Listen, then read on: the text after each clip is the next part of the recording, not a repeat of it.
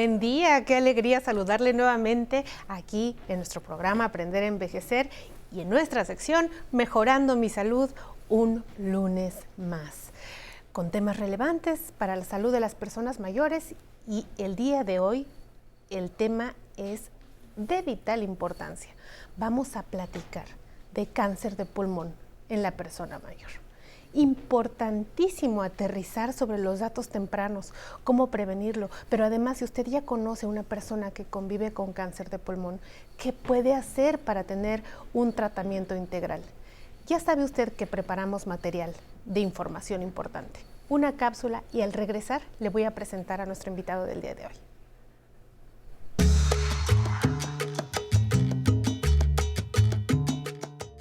El cáncer de pulmón representa un reto importante en materia de salud pública.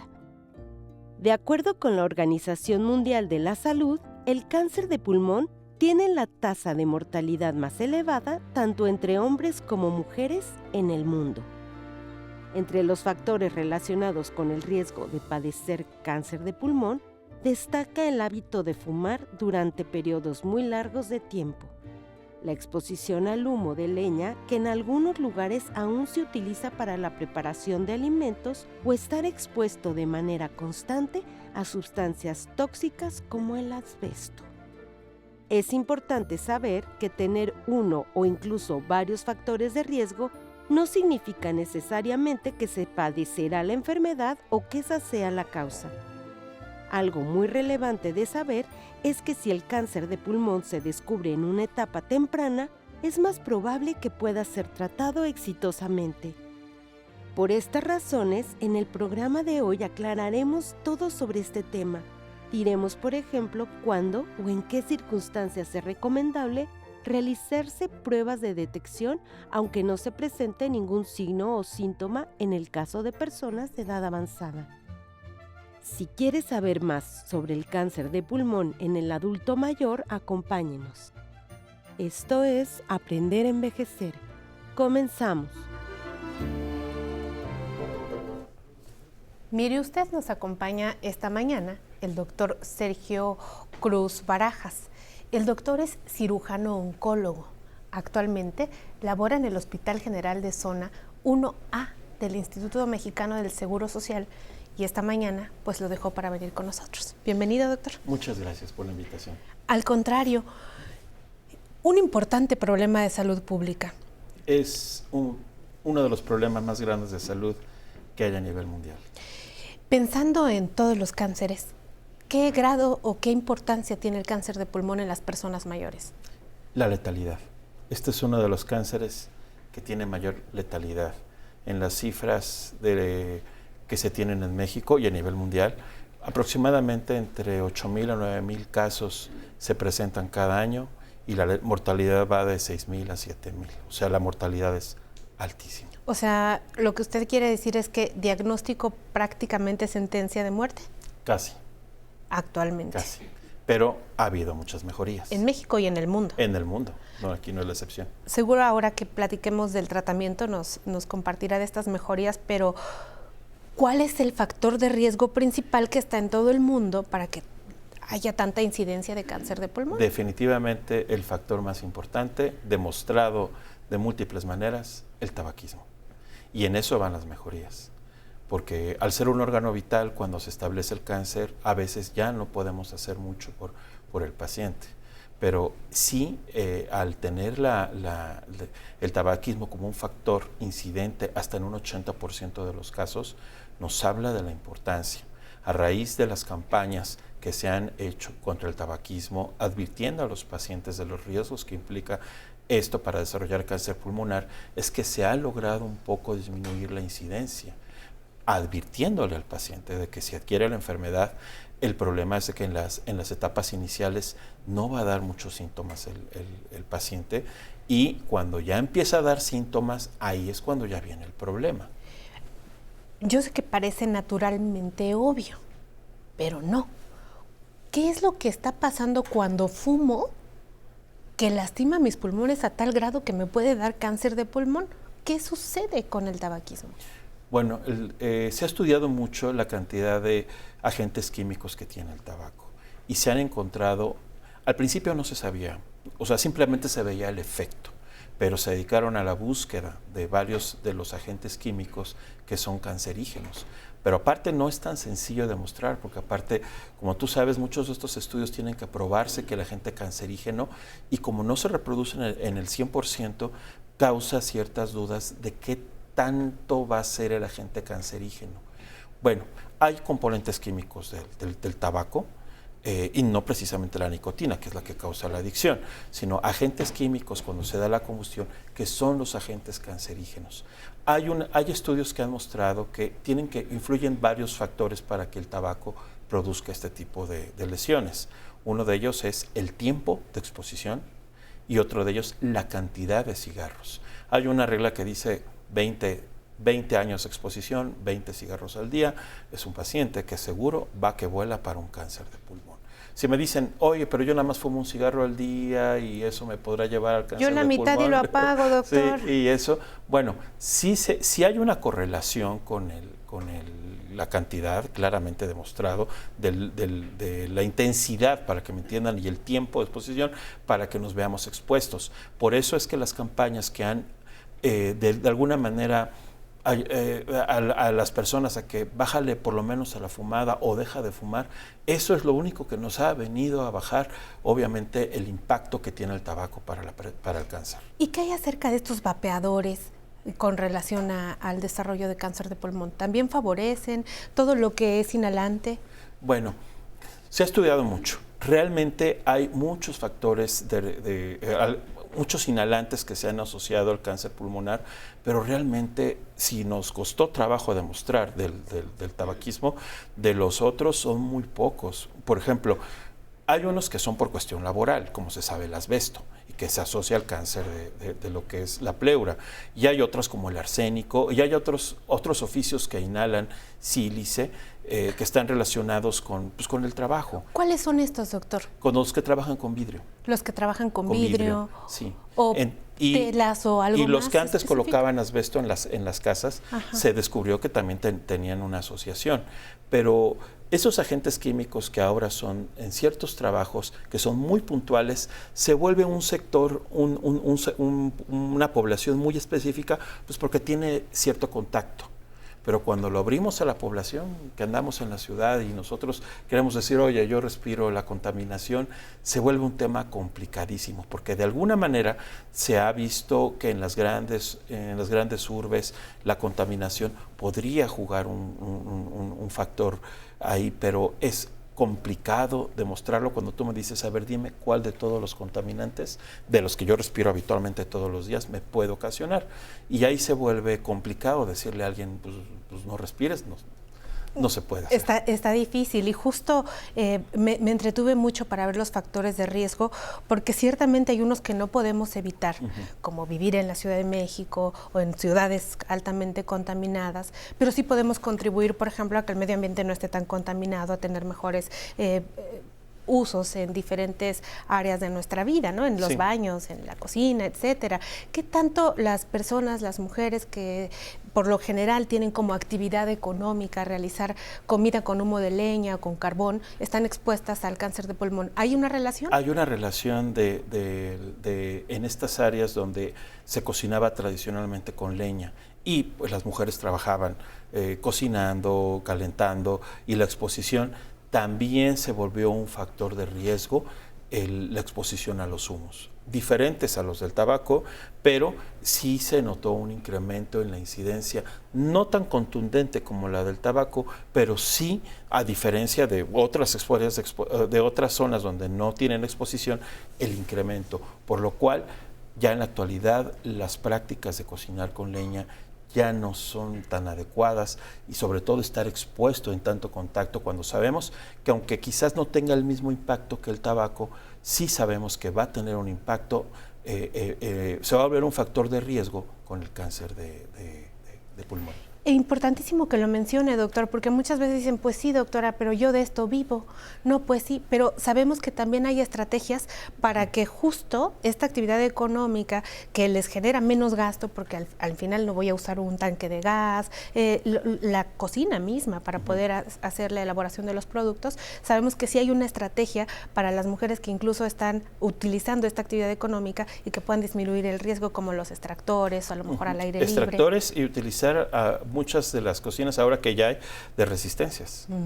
Sabemos que el problema es la luz y cómo se consume, pero sí no utilizar esto como una práctica de 2, 3 veces al día estar en contacto con esto. Sabemos que este sector de población, dejar que el humo no dé tan directamente y tratar de ventilar la zona va de alguna manera a disminuir ese contacto tan continuo. Doctor, y bueno, ya nos queda nada para irnos al corte, pero quisiera que nos dijera si hay datos tempranos en síntomas que yo puedo tener ahora que estoy viendo yo Aprender a Envejecer y diga, bueno, pues yo sí tengo esto, y tengo que tener una valoración para cerciorarme. Mira, hay una etapa que le llamamos subclínica que nos da muy pocos síntomas y esta etapa subclínica a veces es una baja de peso. Se vuelve algo muy vago porque dices, oye, pues ¿quién no ha tenido una baja de peso? De esta etapa subclínica pasamos a una etapa en la cual ya nos empieza a avisar y básicamente son 3 los síntomas. Tos con expectoración con sangre. O sea, que escupo la sangre. Que ya escupe sangre o dificultad de sensación de respirar que se llama disnea. Cuando aparecen estos síntomas o los 3 juntos, entonces ya tenemos un problema. Datos tempranos. Ya tenemos los datos. Aquí el problema es que muchas Mi estimado veces... doctor, tenemos que ir a un corte, perdón que lo interrumpa, vamos a ir a un corte. Regresamos para hablar de esto que es importantísimo. Y ustedes, si tienen que salir a algún lado, les quiero recordar que deben y tienen que bajar la aplicación 11+. Es una cordial invitación para que usted nos lleve a donde vaya. En esta aplicación está toda la programación de la Barra del 11. Vamos al corte y regresamos. Nunca pensé en mi vida a dónde iba a llegar, ¿no? Qué es lo que iba a hacer en mi vida, ¿no? Y he ayudado a muchos músicos y a muchos muchachos ahora en la escuela. Pues cuántas generaciones he visto pasar.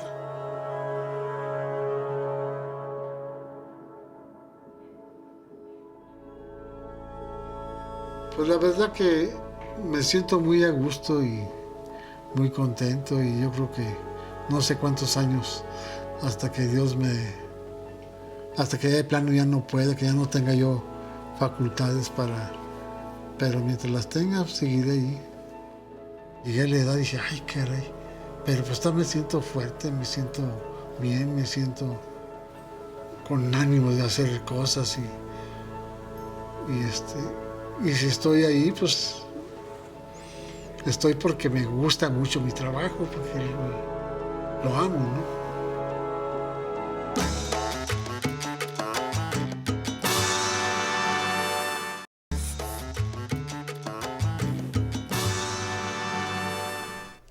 Seguimos esta mañana totalmente en vivo aquí en Aprender a Envejecer, por supuesto, mejorando nuestra salud en compañía del doctor Sergio Cruz Barajas. El doctor es cirujano oncólogo del Hospital General de Zona 1A del Instituto Mexicano del Seguro Social. Si usted se va uniendo a nuestra conversación, el tema del día de hoy es hablar sobre cáncer de pulmón. Y estimado doctor, tenemos el momento de atender a nuestra audiencia. Vamos a ver sus preguntas.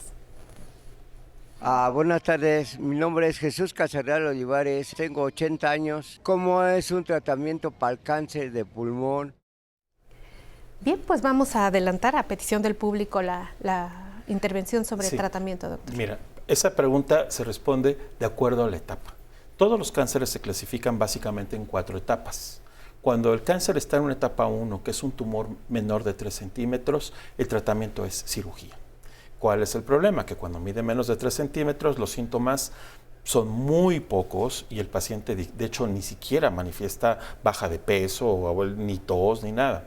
El porcentaje de pacientes que encontramos en etapa 1 es del 5%. Nada ya. Muy bajito. Cuando pasamos a etapa 2 es cuando el tumor ya está más grande, mide más de 3 centímetros, está entre 3 y 5 centímetros y podemos encontrar un ganglio. Estos son los pacientes que ya empezamos a detectar que empiezan a tener manifestaciones. Aquí el tratamiento sigue siendo de primera instancia cirugía, pero por la presencia del ganglio, y esto ya nos obliga a dar quimioterapia. Pero es un estadio apenas un poquito. Sí, ya creció el tumor, ya está empezando a diseminarse, salirse a los ganglios que se encuentran en el pulmón. Ya en estas variantes que hay de etapa 2, ya en algunas ocasiones se vuelve útil la radiación. Antiguamente la radiación era la base del tratamiento. Ahora las combinaciones de cirugía sola, cirugía con quimioterapia, cirugía, quimioterapia y radioterapia. La etapa 2 es donde más batallamos los cirujanos, es donde intervenimos nosotros y tratamos de quitar el tumor porque ya son tumores más voluminosos.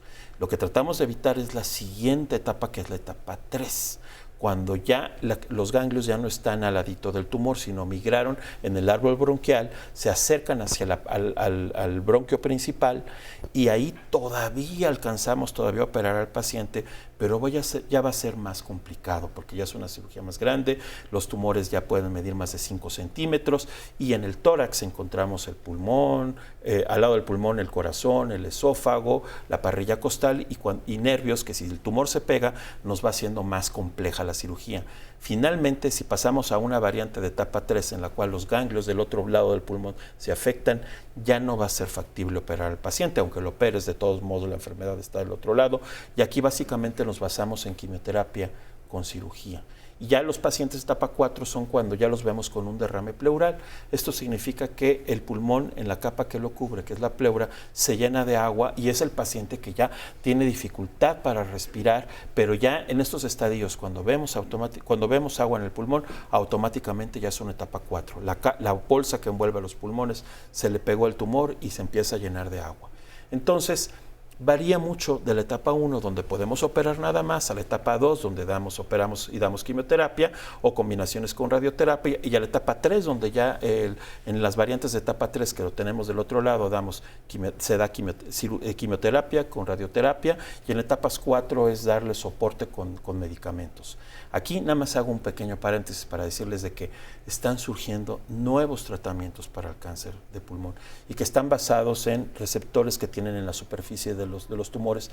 Todos los días se están descubriendo nuevas moléculas que están dando un nuevo panorama, no de curabilidad, tampoco quisiera decir eso, pero sí de incrementar la supervivencia de los pacientes que antes no teníamos, que fallecían en 6 meses, 9 meses, un año y medio. Ahora con estas nuevas moléculas posterior al diagnóstico.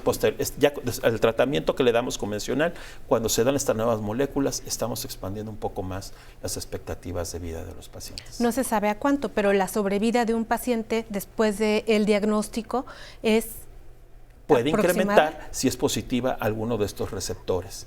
Actualmente es aproximada a 1 año más o menos.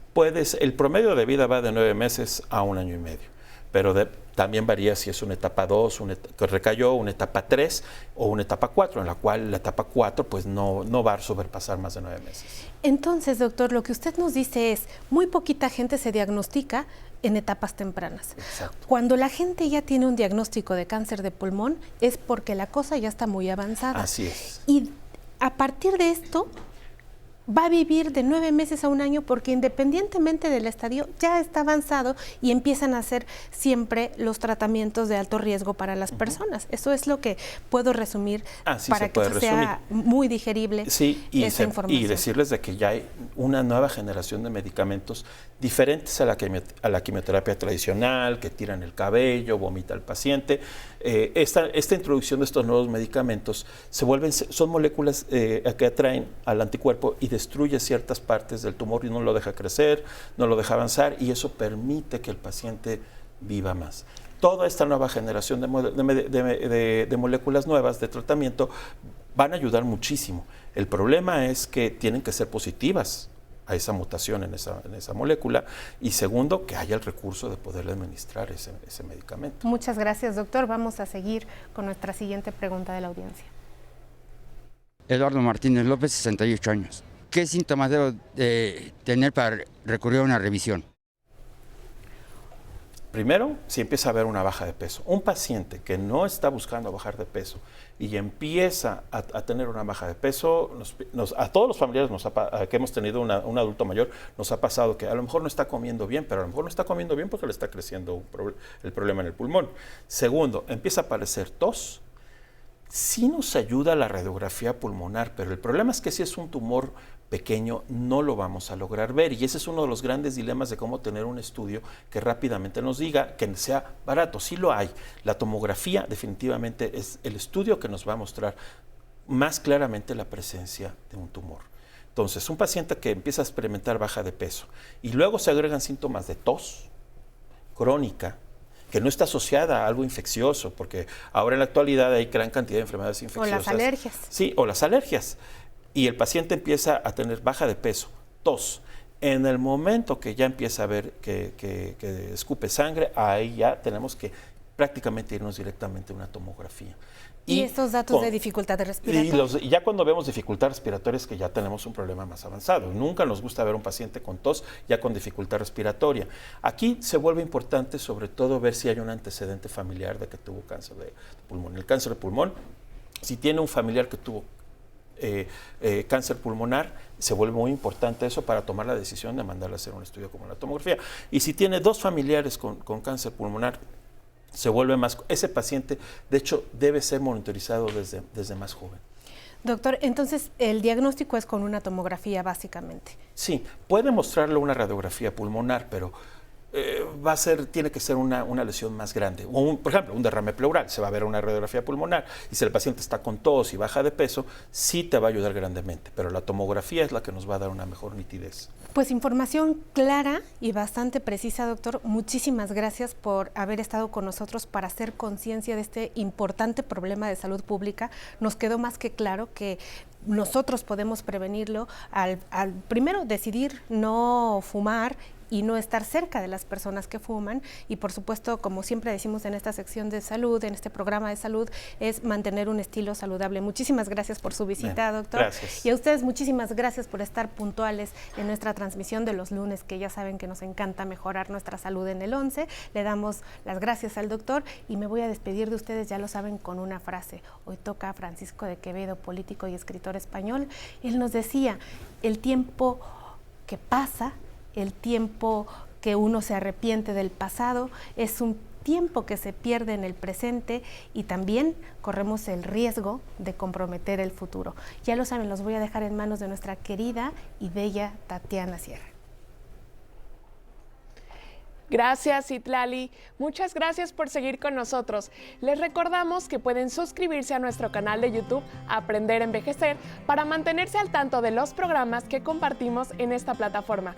Active la campanita para estar al pendiente de las transmisiones en vivo y el contenido que hemos preparado para todas y todos ustedes. También pueden sintonizarnos mediante Facebook Live, en donde estaremos felices de recibir sus preguntas y comentarios. A la conversación del día de hoy se unió María Espinosa de los Monteros. Gracias, mi linda doctora Citlali. Tenemos a Daniel Ricardo Santos. Buenos días, saludos para todos ustedes desde Los Mochis, Sinaloa. Carlos Enríquez Pérez, Carlos Enrique, Blanquita Estela Cabral, Ale Santillán, el mejor oncólogo. Nos manda saludos Carolina Figueroa y nos comenta un poco su situación. Mirna Camacho. Y nos encanta leer sus mensajes y comentarios. Los invitamos a que descarguen la aplicación 11+. Está disponible para todos los dispositivos y es completamente gratis. Ahí el 11 pone a disposición toda la programación original para que puedan disfrutarla en el momento que más les plazca. Ahora vámonos a bailar. Esto es Cariñito sin mí, interpretada por el internacional Pepe González y su salsa latina. Feliz inicio de semana. Nos vemos mañana.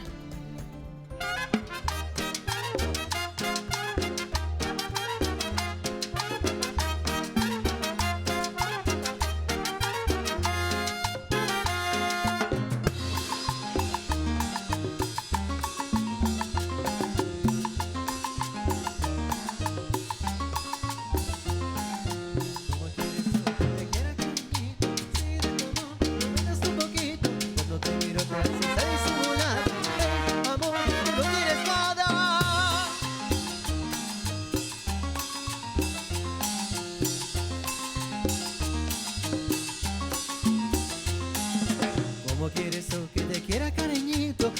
tu amor no me das un poquito. Cuando te miro te haces tan disimulada. Hey, amor, tú no quieres nada.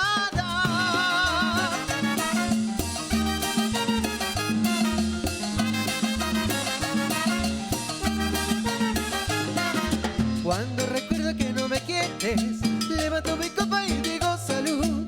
Quiero embriagarme para olvidar que en mi vida existe tú. Cuando recuerdo que no me quieres, levanto mi copa y digo salud. Quiero embriagarme para olvidar que en mi vida existe tú.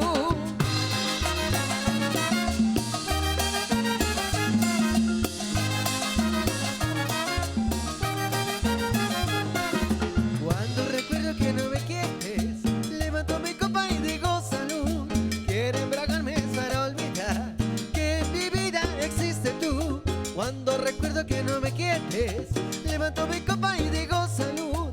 Quiero embriagarme para olvidar que en mi vida existe tú.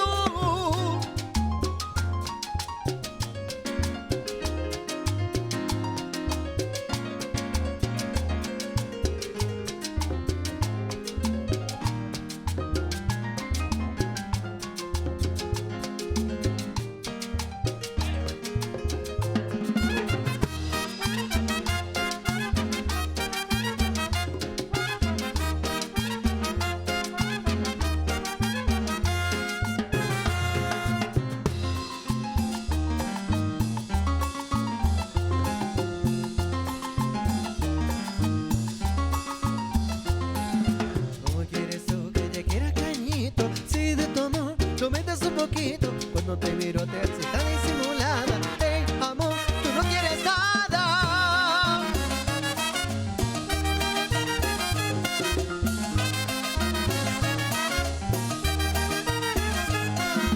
Cuando recuerdo que no me quieres, levanto mi copa